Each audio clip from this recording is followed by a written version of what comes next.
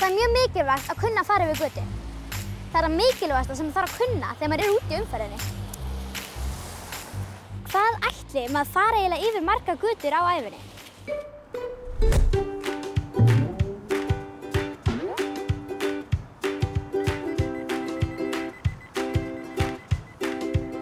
Í hvert skipti sem þú kemur að götu er mikilvægt að stoppa og kanna hvort það sé bíll, mótorhjól eða reiðhjól á götunni. Horfðu til beggja hliða og mundu líka að hlusta vel eftir því hvort þú heyrir í bíl koma. Í sumum bílum heyrist nefnilega mjög lítið. Ef enginn er á veginum eða ef bíll stoppar fyrir þér er óhætt að ganga yfir.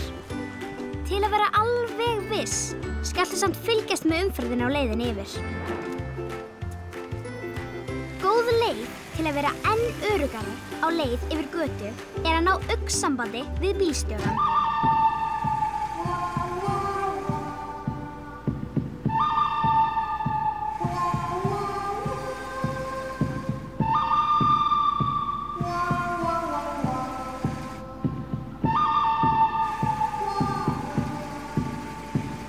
Þá veistu að bílstjóri sér þig og keyrir ekki af stað þegar þú ert komin yfir götuna.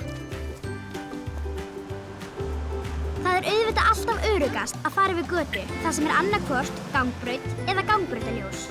Stundum getur þú ýtt á takka á umferðarljósum til að stoppa umferðina. Á öðrum stöðum þarftu að bíða eftir því að græni kallinn birtist. Græni og rauði kallinn passa upp á því í umferðinni.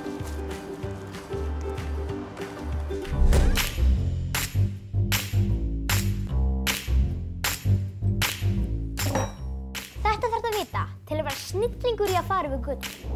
Fyrst líta til beggja hliða. Hægri, vinstri, hægri. Og hlusta. Síðan, þegar eru engin bílar, þá getur þú fara yfir götuna. Öruggast er að fara yfir gangbraut eða gangbrautarljós. Rauði kallinn segir stopp og græni kallinn áfram. Mundu samt að líta til beggja hliða. Það er líka gott að ná augnsambandi við bílstjórann. Þá veistu að hann sér þig og þá er öruggt að fara yfir götuna. Farðu alltaf varlega þegar þú ert úti í umferðinni.